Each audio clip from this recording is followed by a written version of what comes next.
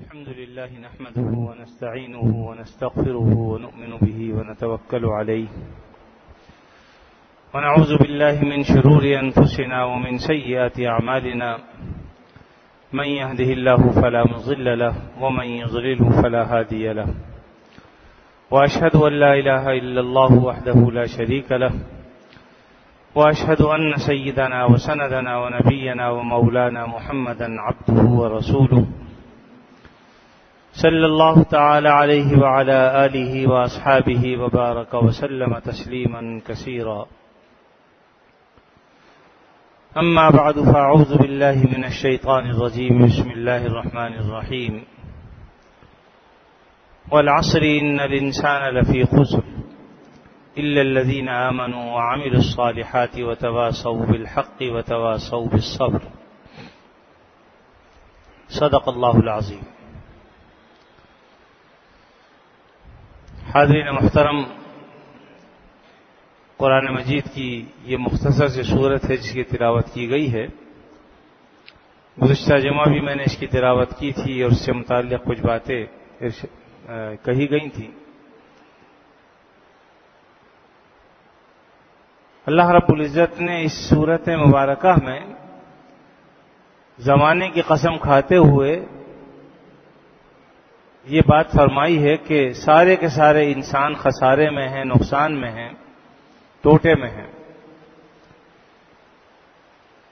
الا الذین آمنوا سے چار قسم کے لوگوں کو، یا وہ لوگ جن میں یہ چار صفتیں پائی جاتی ہیں، ان لوگوں کا استثناء کیا ہے. الا الذین آمنوا، مگر وہ لوگ جو ایمان لائے. صرف ایمان ہی پر اکتفا نہیں کیا بلکہ وعملوا الصالحات، ایمان کے ساتھ اچھے اعمال بھی اختیار کیے. وتواصوا بالحق، حق کی وصیت کرتے رہے لوگوں کو اور نصیحت کرتے رہے. وتواصوا بالصبر، اور صبر کی نصیحت و وصیت کرتے رہے.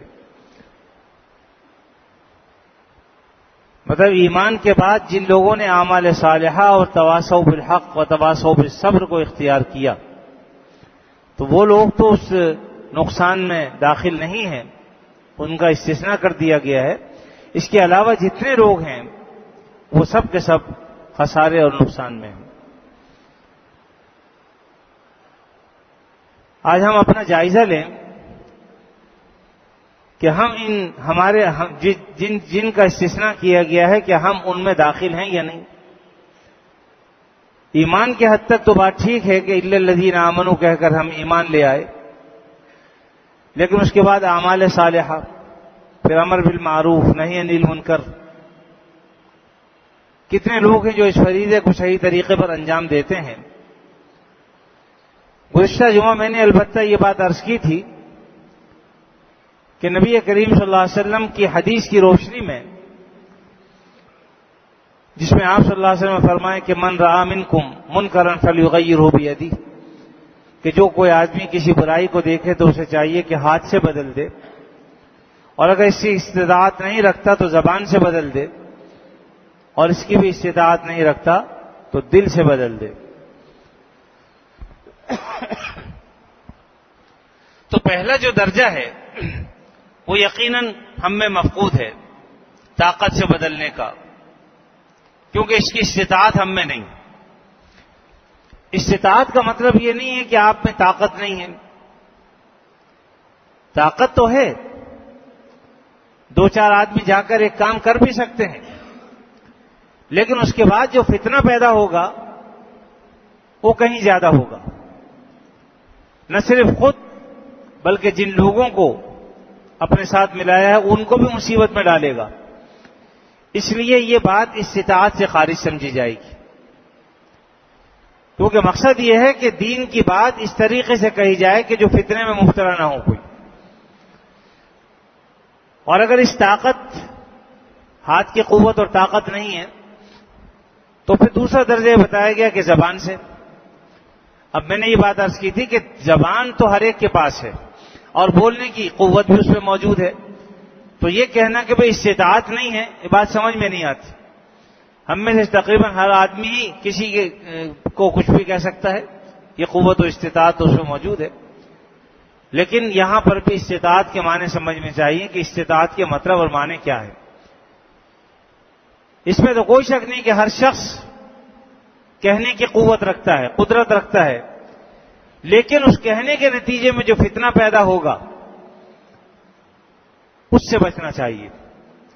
وہ استطاعت سے انسان کو نکال دیتا ہے، قدرت سے نکال دیتا ہے. مثلا ایک شخص کسی سنت کی خلاف ورزی کر رہا ہے، سنت عمل کا تارک ہے. اب ایک آدمی میں ہاتھ سے تو طاقت نہیں ہے کچھ کہنے کرنے کی، اب زبان میں اس کی قوت ہے کہ وہ کہتے کہ بھئی یہ غلط کام ہے، یہ نہیں کرو، لیکن اس کے نتیجے میں ہو سکتا ہے کہ وہ اس سنت کا مذاق اڑانا شروع کر دے. تو پہلے تو صرف فسق و فجور ہی میں مبتلا تھا، اب خدا نہ کرے تمہارے کہنے سے یہ نہ ہو کہ وہ کفر و شرک میں مبتلا ہو جائے، تو یقیناً یہ فتنے کی بات ہے. تو ایسے موقع پر پھر زبان سے کہنا بھی قوت سے خارج سمجھا جائے گا. تو اس لیے موقع محل دیکھنا چاہیے کہ ہم حق بات تو کہہ رہے ہیں، حق طریقے سے بھی کہہ رہے ہیں یا نہیں، اور موقع بھی مناسب ہے یا نہیں. اگر حق بات حق طریقے سے صحیح موقع پر کہی جائے گی تو انشاءاللہ اس کا تو اثر ہوگا، لیکن چاہے وہ حق بات ہو، طریقہ صحیح نہ ہو، تب بھی وہ فتنے کا ذریعہ بن جائے گی. اور اگر بات بھی حق ہو، طریقہ بھی حق ہو، لیکن موقع مناسب نہیں، تو بھی اس بات کا اثر نہیں ہوگا. اور اسی طرح میں نے کل پچھلے جمعے کو یہ بات عرض کی تھی کہ یہی وہ موقع ہوتا ہے کہ جس میں کسی رہنما کی ضرورت ہوتی ہے کہ کون سا موقع ایسا ہے کہ ہم بات کہیں، کون سا موقع ہے کہ نہ کہیں. تو بہرحال یہ جو بات کہی گئی کہ جس کو ہاتھ سے طاقت نہیں ہے روکنے کی تو وہ زبان سے روک دے، تو اس کا مطلب یہ ہے کہ بات کو اس طریقے سے کہا جائے کہ جو بات فتنہ مبتلا کرنے کا سبب نہ بنے. ایسا نہ ہو کہ جس شخص کو آپ نصیحت کر رہے ہیں وہ اس سے بڑے فتنے میں مبتلا ہو جائے، فسق و فجور سے نکل کر کفر و شرک میں داخل ہو جائے. سنت کا مذاق اڑائے گا تو یقیناً بعض صورتیں ایسی ہیں کہ جس سے انسان کفر و شرک میں داخل ہو جاتا ہے، اس لیے اس سے بھی گریز کرنا چاہیے. اب تیسری جو صورت ہے وہ یہ ہے کہ اگر اس کی بھی قوت نہیں رکھتا تو فبقلبی. اس کا عام ترجمہ تو یہی کیا جاتا ہے کہ دل سے برا سمجھے، لیکن صحیح ترجمہ اس کا یہ ہے کہ پھر اس کو دل سے بدل دے. اور دل سے بدلنے کا مطلب جو ہمارے علماء نے بیان کیا ہے وہ یہ ہے کہ دل میں اس قدر گھٹن ہو، تنگی ہو کہ اس کے اثرات چہرے پر ظاہر ہوں، اور دل میں یہ عزم ہو کہ اگر کسی وقت اللہ نے مجھے قوت دی، طاقت دی، قدرت دی، تو اگر ہاتھ سے بدلنے کی طاقت ہوگی تو ہاتھ سے بدلوں گا، زبان سے بدلنے کی طاقت دی تو زبان سے بدلوں گا، اور موقع جب ہو تو پھر وہ کام کر گزرے.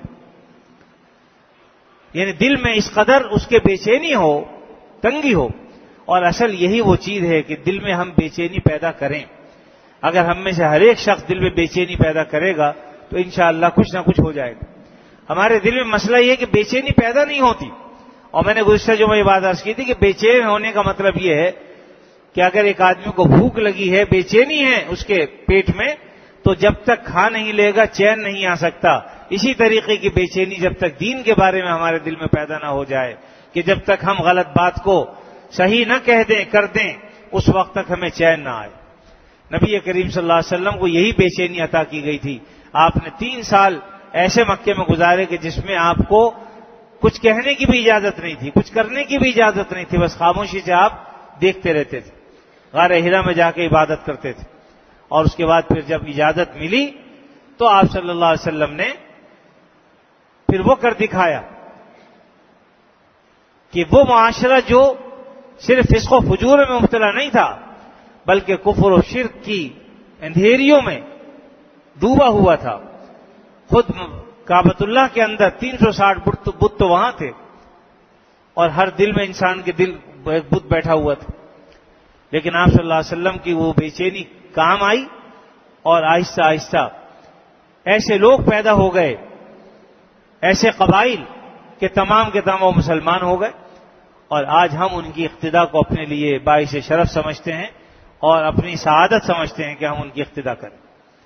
یہ صرف نبی کریم صلی اللہ علیہ وسلم کی بے چینی کا معاملہ تھا، اور اسی وجہ سے اللہ نے کہا بھی اس زمانے میں لعلک باخع نفسک الا یکونوا مؤمنین، اے نبی صلی اللہ علیہ وسلم کہ آپ اپنے آپ کو ہلاک کر دیں گے، ختم کر دیں گے اس وجہ سے کہ یہ مسلمان نہیں ہوتے، کیونکہ آپ صلی اللہ علیہ وسلم کو اس پر بھی تکلیف ہوتی تھی کہ کوئی کافر مسلمان نہیں ہوتا، تو آپ کے دل میں یہ آتا تھا کہ اتنا کڑیل جوان کیا یہ بھی جہنم میں جائے گا؟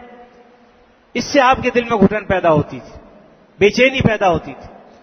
تو بہرحال ضرورت اس بات کی ہے کہ ہم اپنے اندر ایک بے چینی پیدا کریں۔ جو معاشرے میں برائیاں پھیلی ہوئی ہیں، ہر آدمی اپنی استطاعت کے مطابق کم از کم اس کا فریضہ انجام دے، ورنہ وہ تاریک فریضہ ہوگا۔ ایک استاد اگر اپنے شاگردوں کو برائیوں سے روک سکتا ہے اور پھر بھی نہیں روک رہا تو وہ استاد جو ہے وہ تاریک فریضہ ہے۔ اسی طریقے سے ایک شیخ اپنے مریدوں کو روک سکتا ہے اور وہ نہیں روکتا، یا برادری کا جو بڑا ہے وہ اپنی برادری کو روک سکتا ہے لیکن نہیں روکتا، تو پھر اس حدیث کے خلاف کرے گا کہ وہ منکر دیکھ رہا ہے لیکن نہ طاقت سے، نہ زبان سے اور نہ دل سے کسی طور پر بھی اس کو برا بھی نہیں سمجھتے۔ آج خرابی یہی ہے کہ ہم برائی کو بھی برائی نہیں سمجھتے، اور یہ سب سے بڑی خرابی ہے۔ آدمی برائی کو برائی نہ سمجھے تو اس سے بڑی برائی کیا ہوگی کہ برا کام ہے، بری چیز ہے، لیکن ہم اس کو بھی برا نہیں سمجھ رہے۔ اس لیے ضرورت اس بات کی ہے کہ ہم اپنے اندر ایک عزم پیدا کریں، برائیوں کے خلاف جذبہ ہو، ورنہ بقول ہمارے بزرگ کے کہ اگر ہم نے کوئی بند نہیں باندھا ان خرابیوں کے لیے تو پھر اپنا سر پکڑ کر روئیں گے۔ ایک دن باپ سر پکڑ کے روئے گا، استاد سر پکڑ کے روئے گا، شیخ اور پیر اپنے سر پکڑ کر روئے گا، خاندان کا بڑا اپنا سر پکڑ کر روئے گا کہ کاش کہ ہم اس پر باندھ لیتے۔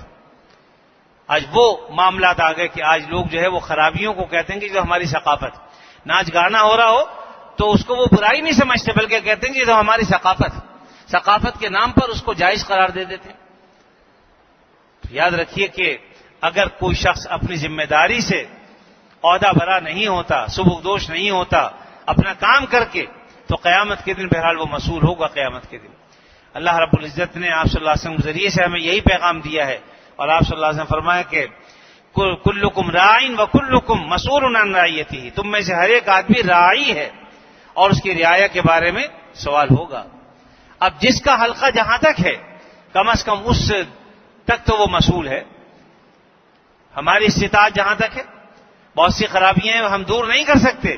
آج کسی کو اگر کوئی چیز کہو کہ میاں یہ ناجائز ہے، یہ حرام ہے، لوگ مذاق اڑاتے ہیں اس کا بھی کہ میاں ان کا تو کام ہی یہی ہے، حرام حلال بتاتے رہتے ہیں۔ لیکن بات یہ کہ ہم اپنا فریضہ سمجھ کر اس کو عرض کرتے ہیں تاکہ ہم قیامت کے دن سبکدوش ہو سکیں، یہ بات کہہ سکیں کہ یا اللہ ہم نے تو بتایا تھا، ہم نے تو لوگوں کو کہا تھا، اب اگر کسی نے نہیں مانا تو یہ ان کی ذمہ داری، کم از کم ہم اپنی ذمہ داری سے سبکدوش ہو جائیں۔ اسی کو میں نے پہلے جو میں عرض بھی کیا تھا، معذرۃ الی ربکم، اپنے رب کے بارگاہ میں معذرت کرنے کے لیے کہ اللہ آپ نے جو فریضہ ہمیں سونپا تھا ہم نے جس حد تک ہو سکا یا جہاں تک ہمیں استطاعت و قدرت تھی ہم نے اس کو بیان کر دیا، کہہ دیا۔ اس سے زیادہ کی قوت و طاقت ہم میں نہیں۔ پھر انسان کے اندر عزم ہو کہ جب اللہ تعالیٰ یہ قوت اور قدرت عطا فرمائیں گے تو انشاءاللہ جو برائیاں ہیں ان کو ہم دور کریں گے۔ ایک واقعہ اس وقت سنانا چاہتا ہوں آپ کو میں، یہ ایک شخص کی عزیمت کا واقعہ ہے، لیکن آپ دیکھیں کہ اس شخص کے عزم نے کیا کمال دکھایا۔ آپ کو معلوم ہے کہ مغلوں نے کتنی حکومت کی ہے ہندوستان پر، اور اس کے نتیجے میں ایک دور ایسا بھی آیا کہ مغل بادشاہ عیش و عشرت میں ڈوب گئے، اور ایک وقت ایسا آیا کہ تقریباً 10-12 بادشاہ متواتر ایک دوسرے کے بعد آتے رہے اور ان میں سے ایک شخص بھی اہل نہیں تھا، سارے نااہل تھے، عیاشیوں میں ڈوبے رہے، شراب و شباب کباب، رات دن کی یہ محفلیں تھیں ان کی۔ ایک ایک شخص کی حرم میں 100-200 عورتیں، مسلمان کہلاتے تھے اپنے آپ کو، لیکن وہ اس میں مست ہو گئے۔ نتیجہ یہ کہ اللہ نے جو اقتدار انہیں دیا تھا، 1000 برس تک مسلمانوں کے پاس اقتدار رہا ہندوستان میں، لیکن پھر اللہ نے وہ چھین لیا، نہ قدری کی بنا پر، نہ اہلی کی بنا پر، اور پھر وہ اقتدار آ گیا انگریز کے ہاتھ میں۔ 150 سال حکمرانی کی ہے انگریز نے، اور اس کے نتیجے میں پھر یہ پاکستان ہندوستان تقسیم ہوا، اور پھر اس کے بعد مزید تقسیم در تقسیم بنگلہ دیش کی شکل میں ہوئی۔ تو ہندوستان میں وہ زمانہ جو مغلوں کا زمانہ تھا، ایک وقت میں جب ظہیر الدین بابر کی حکمرانی تھی، اور اس کے مرنے کے بعد اس کا بیٹا ہمایوں تخت نشین ہوا، تو اس کے بھی وہی کر و فر تھے، وہی ٹھاٹ باٹ تھے جو اس کے باپ کے تھے۔ وہ مختلف سرداروں کو دعوتوں پر مدعو کیا کرتا تھا، اس میں سردار بھی کچھ نظر بادشاہوں کے قدموں میں لا کر ڈالا کرتے تھے، زر و جواہر، اور بادشاہ بھی کچھ نہ کچھ ان کو نوازتا تھا۔ تو ایک دفعہ بادشاہ نے کچھ ایسے سرداروں کو مدعو کر رکھا تھا کہ جو نچلی سطح کے سردار تھے۔ ان کے سامنے جب کھانا وغیرہ لایا گیا تو بھنے ہوئے گوشت بھی رکھے گئے۔ جب کھانے کا وقت ہوا، کھانا شروع ہوا، تو وہاں کے جو آداب تھے اس کے مطابق لوگوں نے کھانا شروع کیا۔ ایک شخص جس کا نام فرید خان تھا، وہ بھی ان میں موجود تھا، اور وہ ہفت ہزاری سردار تھا۔ اس نے اپنا خنجر بغل سے نکالا، اور خنجر کی نوک جو ہے وہ بھنے ہوئے گوشت میں داخل کی، اور اسی طریقے سے اس نے اس کو اپنے منہ تک لے گیا اور کھانا کھایا اس نے۔ تو بادشاہ کو یہ بات بڑی بری لگی اور پوچھا کہ یہ کون شخص ہے؟ تو بتایا گیا کہ یہ تمہاری فوج کا ہفت ہزاری سردار ہے، فرید خان اس کا نام، پٹھان تھا۔ بادشاہ کو بڑا برا لگا، اور اس نے اس کو فوری طور پر سرداری سے معزول کر دیا۔ یہ شخص جب اپنے علاقے میں پہنچا تو رات کو کچھ نقاب پوش آ گئے، اور آ کر اس پر قابو پا لیا، اس کو رسیوں سے جکڑ دیا، اور اس کو مجبور کیا کہ تم اپنی بیوی کو طلاق دے دو۔ یہ شخص اپنی بیوی سے محبت رکھتا تھا بہت، لیکن مجبور ہو گیا، اور بالآخر اس نے طلاق دے دی ان کے کہنے پر۔ صبح علماء سے مسئلہ بھی پوچھا تو سب نے کہا کہ بھئی امام ابو حنیفہ رحمۃ اللہ علیہ کے نزدیک طلاق واقع ہو جاتی ہے، اس طلاق تو ہو گئی۔ تو دل میں یہ سوچتا رہا کہ کس کی کارروائی ہو سکتی ہے، اور بالآخر نتیجے پر پہنچا کہ بادشاہ نے اس کارروائی کرائی ہے۔ تو دل میں بادشاہ کے خلاف ایک طوفان اس کے دل میں آیا، اور ایک عزم ہوا کہ اس بادشاہ کا تختہ الٹنا ہے۔ اب یہ ایک اکیلا آدمی تھا، ہفت ہزاری سردار، اس سے بھی معزول ہو گیا تھا، لیکن ایک نجومی کے پاس گیا اور جا کے اس نے کہا کہ میرے ہاتھ میں دیکھو لکیر ہے بادشاہت کی کہ نہیں؟ نجومی نے دیکھا، سرسری طور پر سمجھا کہ ایک بیکار آدمی ہے، خامخواہ میرے پاس آ گیا۔ اس نے کہہ دیا کہ تمہارے ہاتھ میں بادشاہت کی لکیر نہیں۔ اس نے کہا تم غور سے دیکھو۔ اس نے اس کے کہنے پر پھر دیکھا اور بتایا کہ تمہارے ہاتھ میں لکیر نہیں۔ تو یہ پھر یہ غصے میں آ گیا، اور اس نے کہا کہ تو صحیح طریقے سے دیکھتا ہے، یہ تیری میں گردن اتار دوں؟